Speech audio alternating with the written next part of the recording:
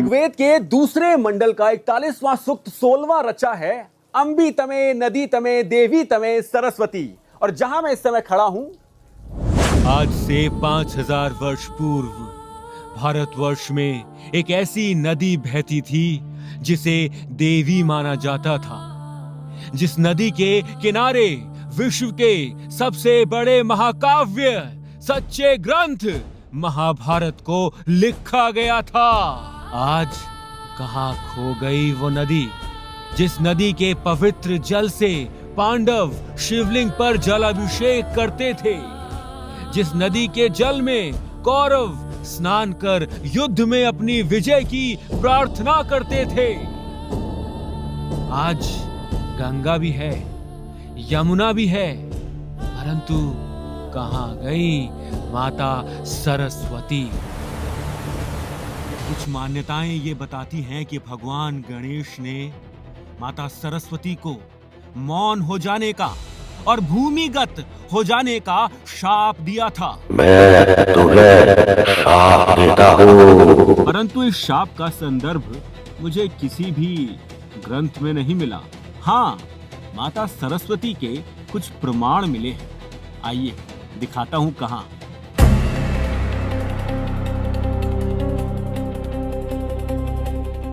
छत से जो है एक गोली चली। मेरे आगे एक महाराष्ट्र का कार सेवक था, वो गोली उनको लगी, वो गिरे। मैंने उनको उठाने के लिए जैसे झुका, जो मेरे पीछे कार सेवक था उसको भी गोली लगी और वो भी मेरे ऊपर गिर गए। हम 1985 में जब सरस्वती पर हमने काम करना शुरू किया तो हमें जो है लोक वदंती कि लोग क्या कहते हैं उसके हिसाब से सरस्वती का पता था। तो 1985 में वो मौका आया कि जब मुझे सरस्वती का प्रत्यक्ष दर्शन करने को मिला। हम छोटे छोटे थे, जब अपने गुरुदेव के आश्रम पर जाया करते थे तो हम सरस्वती में स्नान भी करते थे। परंतु ये कैसे संभव है? ये चमोली नहीं है उत्तराखंड का, ये तो हरियाणा है। हरियाणा में माता सरस्वती का उद्गम स्थल, ये संभव है। और जो भी है आपके सामने है, इसका इतिहास क्या है ये जानना आवश्यक है। तो वीडियो को पूरा देखना है अंत तक, तभी आप इतिहास जान पाएंगे। और एक अनुरोध है छोटा सा जो मैं आपके साथ करता हूं कि वीडियो को साझा भी करना है। हो सके, संभव हो, यदि सक्षम हैं आप तो चैनल के मेंबर बनिए। सक्षम नहीं है परंतु सहायता करना चाहते हैं तो ये ई बुक्स हैं, मेरी छोटी छोटी ई बुक्स हैं, ये अवश्य खरीदिए। महाभारत से संबंधित हैं। भगवान राम के जाने के बाद, भगवान श्री कृष्ण के आने से पूर्व कौन भगवान था, क्या संशय था माता द्रौपदी के मन में, कर्ण कौन थे, इस सब के बारे में छोटी छोटी ई बुक्स हैं। और वैसे तो निःशुल्क हैं, परंतु निःशुल्क ज्ञान मिले तो उसका महत्व नहीं रहा करता। तो इसके लिए आपको 51 रुपए का शुल्क मुझे देना होगा, जो मेरी यात्रा के लिए सहयोग होगा। परंतु ये धर्म सेतु जो ई बुक है, ये आपके बच्चों के फोन में अवश्य होनी चाहिए। ये आपके बच्चों को धर्मांतरण तक से बचा सकती है। इसके लिए आप मात्र 21 रुपए का शुल्क मुझे दे सकते हैं। ये मेरा व्हाट्सएप नंबर है, भेजिए। मैं व्हाट्सएप पे आपको ये ई बुक भेज दूंगा। ई बुक्स हैं, प्रिंटेड नहीं है, ई बुक्स हैं, पीडीएफ्स हैं। डाउनलोड कीजिए, पढ़िए और साझा भी कीजिए निःशुल्क सबके साथ। वीडियो को अंत तक अवश्य देखना है और कुछ नहीं कर सकते मेरे लिए तो साझा करिएगा वीडियो को। जय हो माता सरस्वती। ये कैसे संभव है? कैसे संभव है? एक आदि बद्री उत्तराखंड में है और एक आदि बद्री यहां पर है जहां मैं इस समय उपस्थित हूं। ये कैसे संभव है? किसी ना किसी को तो झूठ होना पड़ेगा। कौन सा आदि बद्री झूठ है या फिर दोनों ही सत्य हैं? हम भगवान के बारे में, भगवान के विषय में इतनी छोटी बुद्धि है हमारी कि हम इतना समझ नहीं पाएंगे जितना वो हमें समझाने का प्रयास करेंगे। परंतु पीछे देखिए, ये देखिए श्री आदि बद्री नारायण, बद्रीनाथ उत्तराखंड, बद्रीनाथ हरियाणा। कैसे संभव है? आइए जानेंगे इतिहास। पहाड़ों को चीर दिया करते तो वो नदी गई कहाँ?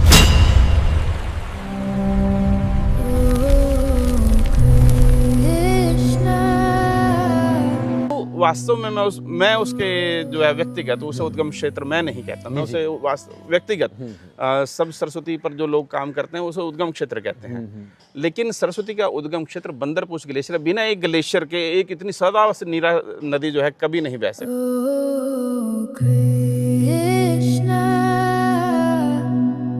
अंग्रेज ये कभी प्रमाणित नहीं करना चाहते थे कि माता सरस्वती का कोई अस्तित्व है या नहीं, क्योंकि यदि वो माता सरस्वती का अस्तित्व मानते हैं तो उन्हें फिर महाभारत भी मानना पड़ेगा, और यदि वो महाभारत मानते हैं तो उन्हें फिर भगवान श्री कृष्ण का अस्तित्व भी मानना पड़ेगा, और यदि वो भगवान श्री कृष्ण को सत्य मान लेते हैं तो फिर जो उन्होंने अपने लोगों को बताया है आज तक ईसा पूर्व वो सब झूठ हो जाता है। यही कारण था कि अंग्रेजों ने हमेशा से प्रयास किया कि किसी प्रकार से माता सरस्वती के अस्तित्व को नकारा जाए, परंतु उनके गैजेटियर में इनका उल्लेख अवश्य मिलता है। ब्रिटिश काल के गैजेटियर में सरस्वती नदी धरोहर के रूप में उल्लेखित है, प्रमाण मिलता है यहाँ पर। तो दोस्तों, इस वीडियो में मैं आपको दर्शन कराने जा रहा हूँ श्री सरस्वती उद्गम स्थल के, श्री आदि बद्री नारायण मंदिर के, श्री केदारनाथ शिव मंदिर के, श्री माता मंत्रा मंदिर हम अगले भाग में देखेंगे। और यहाँ कोई सुनी सुनाई बातें नहीं हैं। इस पूरे मार्ग में जो ये मार्ग आदि बद्री तक जा रहा है, इसमें आपको बोर्ड्स पे ऐसे प्रमाण प्रदर्शित किए हुए मिलेंगे, ऐसे साक्ष्य यहाँ पे प्रदर्शित किए गए हैं जो ये दर्शाते हैं कि इस स्थान का संबंध माता सरस्वती से रहा है और यहाँ उसके प्रमाण मिले हैं। माता सरस्वती का उल्लेख ऋग्वेद में लगभग 70 बार आता है। ये केवल एक नदी नहीं, एक ऊर्जा, चेतना, ज्ञान का भंडार थी। और कुछ लोग ये भी मानते हैं कि ये नदी दूषित ना हो हम पापियों से, इसी कारण ये भूमिगत हो गई, परंतु इसका अस्तित्व आज भी जीवित है। अम्बी तमे नदी तमे देवी तमे सरस्वती। अम्बावाली गांव यमुनानगर में सरस्वती नदी की खुदाई में प्राप्त हुए सीप व मृद भांड। ये 4500 years old human skeleton remains at Rakhigarhi Hisar. अब बताइए, ये हैं सरस्वती नदी के जो अवशेष हैं जो रेत में प्राप्त हुए, ये दर्शाते हैं कि ये सरस्वती नदी है। सरस्वती नदी तट पर सभ्यता का विकास भिन्न कालखंड में। ये देखिए, ये हरियाणा का ही है। 4000 BC, 3700 BC, 2500 BC। ये जो इसी क्षेत्र को दर्शाता है कि यही सरस्वती नदी का उद्गम स्थल है। 2200 वर्ष पुराना पूरा स्थल आदि बद्री, ये यहाँ से प्राप्त हुए हैं सरस्वती नदी में से, यमुनानगर। एक भी प्रमाण ऐसा नहीं छोड़ेंगे जो ये कह दे कि ये सरस्वती उद्गम स्थल नहीं है। ये देखिए, सरस्वती सभ्यता पुरा स्थल राखीगढ़ी हिसार। यहाँ भी ये प्रमाणित किया गया है कि ये ही सरस्वती का उद्गम स्थल है। ये देखिए, और यहाँ पर ऐसे बहुत सारे प्रमाण आपको दिए जाएंगे ये बताने के लिए कि ये ही वो स्थान है। देखिए, Dwarka as an island in Mughal period, Saraswati flowing parallel to Indus Italian map, Saraswati as depicted in as British period map, Ghaggar Saraswati depicted parallel rivers in Dutch map 1746. So it's kind of an ancient river flowing from here. मैं इस समय माड़ा में नहीं हूँ, मैं इस समय हरियाणा में हूँ। हरियाणा में एक ऐसा स्थान है जो माना जाता है कि माता सरस्वती यहीं से, ये उद्गम स्थल है, अर्थात माता सरस्वती यहीं से निकलती हैं। माता सरस्वती जिनके बारे में अब हमें अधिक ज्ञात तो है नहीं, परंतु हम लोग ये मानते हैं कि माड़ा में जहाँ बद्रीनाथ मंदिर है उसमें एक शिला है, शिला के नीचे एक ऐसा स्थान है जहाँ से माना गया है कि माता सरस्वती का उद्गम स्थल वहाँ है। फिर आप यहाँ आते हैं हरियाणा में और यहाँ आपको ये मिलता है, और आपकी बुद्धि जो है ना कार्य करने की क्षमता खो देती है। कैसे एक ही स्थान दो जगह है, कैसे यहाँ भी आदि बद्री है और उत्तराखंड में भी आदि बद्री है। चलिए पहले अंदर जाके आपको दर्शन कराते हैं इस स्थान के। ये है सरस्वती उद्गम स्थल और ये जल देखिए, ये यहाँ पर जल है यहाँ का। अब तो और जल जा भी रहा तो नाले में जा रहा है। सबसे बड़ी चीज़ तो ये है कि माता सरस्वती का जल है और जा रहा है नाले में। ये जल है, ये देखिए, और ये एक छोटी सी गुफा है, गुफा तो नहीं बोलूँगा पर चट्टान है, ये देख रहे हैं आप। और यहाँ लिखा हुआ है सरस्वती कुंड, सरस्वती उद्गम स्थल आदि बद्री, काठगढ़ हरियाणा। ये है माता सरस्वती। ये बात सत्य हो सकती है कि ये माता सरस्वती का उद्गम स्थल है, परंतु ये माता सरस्वती का उद्गम स्थल है पूरे भारत में, ये सत्य नहीं है। ये माता सरस्वती का उद्गम स्थल है हरियाणा में। हरियाणा में कहाँ माता सरस्वती उद्गम हुई, कहाँ से निकलती हैं, ये स्थान वो संभवतः हो सकता है, इसको माना जा सकता है। उद्गम स्थल ये सरकार द्वारा लिखित है, यहाँ पर मैंने कुछ नहीं लिखा है, और उन्होंने ही ये कहा है कि ये वो स्थान है जो माता सरस्वती का उद्गम स्थल है। ये देखिए, ये आपको दिखाई दे, ये है मुख्य मंदिर, ऊपर ही है, ये है मुख्य मंदिर। यहाँ से आपको सीढ़ियाँ चढ़ के जाना होगा, और यहाँ का जो परिवेश है, जो आपको दिखेगा, यहाँ का जो दृश्य है, वो ऐसा ही प्रतीत होगा किसी आदि काल में आप आ चुके हैं। और ये है माता सरस्वती, और यहाँ पर ये पुलिया है, आगे केदारनाथ मंदिर है, ये छोटी छोटी दुकानें लगी हैं, ऊपर भी कुछ है, जानने का प्रयास करेंगे क्या है, परंतु यहाँ आपको अभी सीढ़ियाँ चढ़नी होंगी जो कि बहुत सारी हैं। चलते हैं फिर। ये है सीढ़ियाँ, एक मंदिर ऊपर भी है, परंतु वो खुला है या नहीं ये भी मुझे ज्ञात नहीं है, पूछना पड़ेगा।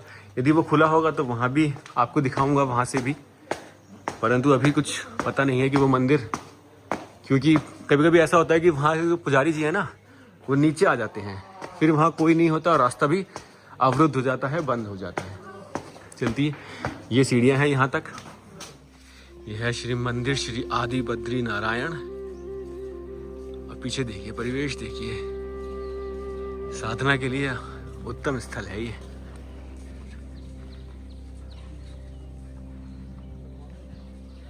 यहाँ से आप आएंगे, मंदिर श्री आदि बद्री नारायण का यहाँ पर कुछ लिखा हुआ है, पढ़ते हैं क्या लिखा है।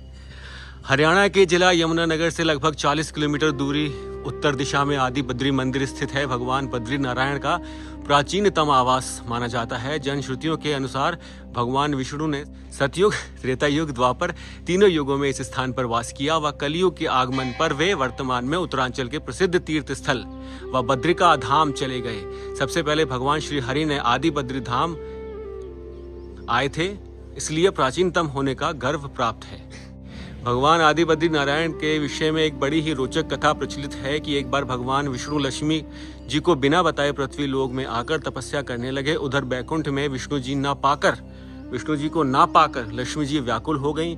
उनको तलाश करती हुई सिंधु वन पहुंची। उन्होंने देखा भगवान भारी गर्मी में पसीने से तरबतर होकर तपस्या में विलीन हैं। तुरंत ही वे एक बेरी के वृक्ष बनकर भगवान जी को छाया प्रदान की। तपस्या समाप्त होने पर भगवान विष्णु जी पति भक्ति तपस्या से प्रसन्न होकर वर दिया, आज से लोग मुझे बद्री नारायण के नाम से आदि बद्री नारायण के रूप में जानेंगे। भगवान बद्री नारायण की बेहद सुंदर और मनोहरी प्रतिमा है, जिसके दर्शन मात्र आनंद की अनुभूति होती है। स्वयंभू शिवलिंग भी है आगे केदारनाथ।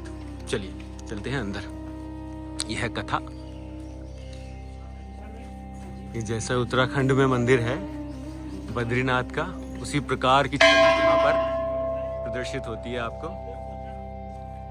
और पीछे का पहाड़ है ऊंचे ऊंचे, ऐसा ही प्रतीत होगा आप बद्रीनाथ में आ गए हैं।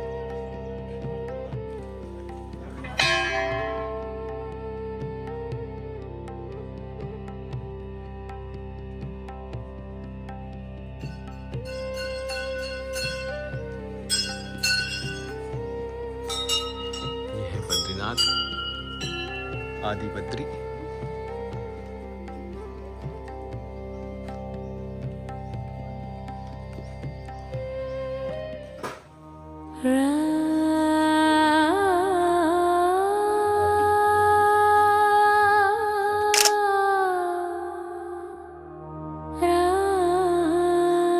मैं इस समय आदि बद्री में हूं और यहाँ पहाड़ भी हैं, परंतु ये उत्तराखंड नहीं है, ये है हरियाणा। और ये अपने आप में स्वयं इतना अच्छा अनुभव है। मैं अभी थोड़ी गर्मी हो जाएगी तो लोग संभवतः कम आएंगे, परंतु अभी वातावरण सही है, मौसम अच्छा है, और इतना अच्छा अनुभव है जिसकी व्याख्या करना संभव नहीं है। हरियाणा में एक ऐसा स्थान जो महादेव का, भगवान विष्णु का, दोनों की तपोस्थली के रूप में जाना जाता है। विचार कीजिए, ये पौराणिक आदि बद्री हैं। दोस्तों, इस समय मैं आदि बद्री में हूँ और ये हैं माता सरस्वती जो आप मेरे सामने देख रहे हैं। और ये पूरी एक शिला है, एक शिलाखंड है यहाँ पर। और आप यहाँ होते ना यदि, तो वो जो अनुभव है वो आपको मिलता है यहाँ पर, जो अनुभव संभवतः मुझे इस समय प्राप्त हो रहा है। ये जो शिला है ना, ऐसा प्रतीत होता है किसी ने काट दी है ये शिला। आपको देख रहे हैं वहाँ पत्थर गिर रहे हैं अभी भी। ऐसा प्रतीत होता है कि किसी ने पत्थर निकालने के लिए यहाँ से ये शिला काटी होगी, परंतु वो छोड़ देते हैं। इसका जो अनुभव है, माता सरस्वती यहाँ है मेरे सामने, और ये जो अनुभव है ये अपने आप में एक ऐसा अनुभव है जो आपको संभवतः पहाड़ों में भी नहीं मिलेगा, क्योंकि ये पहाड़ी क्षेत्र है तो, परंतु ये हरियाणा का पहाड़ी क्षेत्र है। और ये देखिए, मैं आपको दिखाऊं, ऊपर यहाँ से जाएंगे यदि तो माता मंत्रा का मंदिर है ऊपर, और अभी मैं वहाँ नहीं जा रहा हूँ कि बहुत सारे कारण होते हैं मेरे साथ भी जुड़े हैं जिनके कारण मैं भी मंदिर को 2 हिस्सों में विभाजित कर दिया करता हूँ कि एक हिस्सा अभी करूँगा, एक हिस्सा बाद में। तो अभी मैं वहाँ नहीं जा रहा हूँ, बाद में जब जाऊँगा तो उसका वीडियो पुनः आपको बना के दिखाऊँगा। ये है माता सरस्वती जो मेरे सामने हैं इस समय, और ये दृश्य यहाँ का जो है इतना उत्तम है कि इसको बस अनुभव किया जा सकता है। लगता है कि जैसे महाभारत कई युगों में कई बार हुई है, रामायण कई युगों में कई बार हुई है, तो क्या ये संभव नहीं है कि किसी समय पर ये आदि बद्री रहा हो और किसी समय पर जो उत्तराखंड में स्थान है वो आदि बद्री रहा हो? कथा क्या है, आइए पहले कथा सुन लेते हैं इसके बारे में। तो इस आदि बद्री का रहस्य क्या है, इतिहास क्या है? इतिहास एक ही है जो मिलता है, और वो ये है कि सतयुग में भगवान विष्णु ने यहाँ आकर तपस्या की थी। त्रेता से भी जोड़ के देखा जाता है इस स्थान को, परंतु सत्य बोलूं तो त्रेता युग में तो भगवान राम के रूप में विष्णु जी अवतरित थे, और द्वापर युग में भगवान श्री कृष्ण के रूप में विष्णु जी अवतरित थे। तो यहाँ आगे तपस्या करने का कोई उल्लेख नहीं मिलता है। हाँ, कलयुग में जो उल्लेख मिलता है वो मिलता है आदि बद्री जो है चमोली में, उत्तराखंड में। तो इस स्थान का रहस्य ये है कि सतयुग में भगवान विष्णु ने यहां आकर तपस्या की थी, और सतयुग में यही वो स्थान था जो आदि बद्री के नाम से जाना जाता था। ये था विष्णु जी का स्थान। अब हम बात कर रहे हैं करोड़ों वर्ष प्राचीन, युगों की बात कर रहे हैं, युग युगांतर की। तो यहां पर कुछ भी प्रमाणित करना संभव नहीं है, परंतु जो इतिहास मुझे ज्ञात हुआ वो यही है। और ये है, वो है आदि बद्री मंदिर, और ये पूरा जो पहाड़ का क्षेत्र है आप देख रहे हैं, ऊपर है मंत्रा माता का मंदिर, और ये है केदारनाथ, और ये है माता सरस्वती जो मेरे नीचे आप देख रहे हैं यहाँ पर। अभी आगे एक और मंदिर है जिसे केदारनाथ के नाम से जाना जाता है, तो उसके भी दर्शन आपको करा देता हूँ। इसरो की जो मैपिंग है वो और सरस्वती की मैपिंग बिल्कुल एक दूसरे के ऊपर एकदम सेट बैठती है। अच्छा। जो ये बताती है कि ये सरस्वती है। भेंट भी की है बहुतों ने, और अब्दुल कलाम जैसे लोग यहाँ आए, और मतलब बड़े बड़े लोग जिनके पास बुद्धि इतनी है जिसकी मेरे जैसे लोग तो कहीं से तुलनात्मक रूप से फिट बैठते भी नहीं। लेकिन अब क्या है कि सोम, पारा, गिरी, टोंस, ये तुगलक के समय में दिल्ली को जल देने के लिए तुगलक ने इनको काटकर जो है यमुना में मिलाया। अच्छा। और ये तुगलक नामा में इसका वर्णन है, और वो यमुना में मिलाया और वो यमुना को जल गया। इसकी वजह से सरस्वती की धारा महीन पड़ी और धीरे धीरे करके वो सूख गई। जो अब तक आपने किया है, कितने वर्षों से किया है? मैं 1985 से सरस्वती 1985 से। ये ऊपर मंदिर है केदारनाथ। जय हो बाबा की।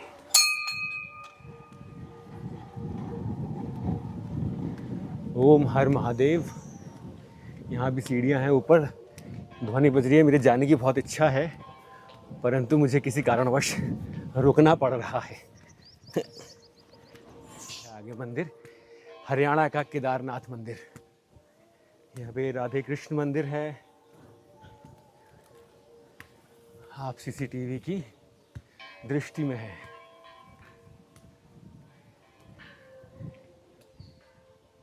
हर नारायण। और ये पहाड़ के नीचे एक और पहाड़,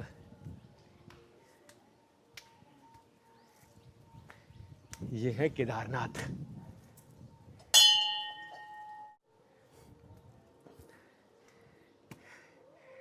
ये देखिए, बाबा का मंदिर ये विराजमान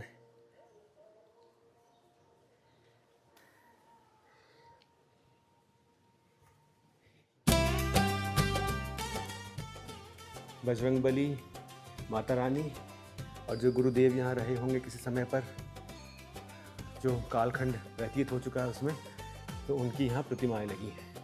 हर हर महादेव। केदारनाथ के दर्शन कर लिए हैं। ये अनुभव ना, मैं आपको बता रहा हूँ, संपूर्ण जीवन आप कुछ भी करते रहो, कितना भी बटोरते रहो, खाते रहो, पीते रहो और बोलो कि मस्त है जीवन, मस्त नहीं है। मस्त उसी का जीवन है जो भोले की भक्ति में मस्त है। हर हर महादेव। आशा करता हूँ वीडियो अच्छा लगा होगा। यदि अच्छा लगा है तो कमेंट अवश्य कीजिएगा। हर हर महादेव। यदि आप चाहें तो मेरी वित्तीय सहायता भी कर सकते हैं। मेरे द्वारा लिखित कुछ ई बुक्स हैं, यदि आप मंगवाएंगे तो इससे मेरी वित्तीय सहायता होती है। यात्रा का जो अनुभव मुझे मिलता है आपके साथ साझा करता हूँ, इसको मंगवाइए। और धर्म सेतु ये पुस्तिका तो आपके फ़ोन में अवश्य होनी चाहिए। इसके लिए थोड़ा सा मैं शुल्क लूँगा, क्योंकि निःशुल्क ज्ञान का कुछ महत्व नहीं होता। तो धर्म सेतु के लिए 21 रुपये है। बाकी जो महाभारत से संबंधित पुस्तिकाएं हैं उनके लिए 51 रुपये है। इस व्हाट्सएप नंबर पे आप मुझे मैसेज कर सकते हैं। हर महादेव। मैं उन लोगों से भेंट कर रहा हूं जिन्होंने सनातन धर्म के प्रति लोगों को जागरूक करने के लिए अपना पूरा जीवन समर्पण किया हुआ है, और उन्हीं में से एक हैं बिंद्रा जी। और एक बात और है, क्या बताया था आपने जब वो गोली चली थी? हाँ जी। क्या होता? 90 के अंदर जब हम लोग कार सेवा के लिए गए तो मुलायम सिंह यादव ने वहाँ जो है गोलीबारी का आदेश दिया। हम वहाँ एक शहीद गली है अयोध्या जी के अंदर, उसका नाम शहीद गली इसलिए रखा गया क्योंकि उसमें उस दिन हजारों की संख्या में कार सेवक मरे थे। तो हम जब धीरे धीरे करके आगे बढ़ रहे थे, सामने छत से जो है एक गोली चली। मेरे आगे एक महाराष्ट्र का कार सेवक था, वो गोली उनको लगी, वो गिरे। मैंने उनको उठाने के लिए जैसे झुका, जो मेरे पीछे कार सेवक था उसको भी गोली लगी और वो भी मेरे ऊपर गिर गए।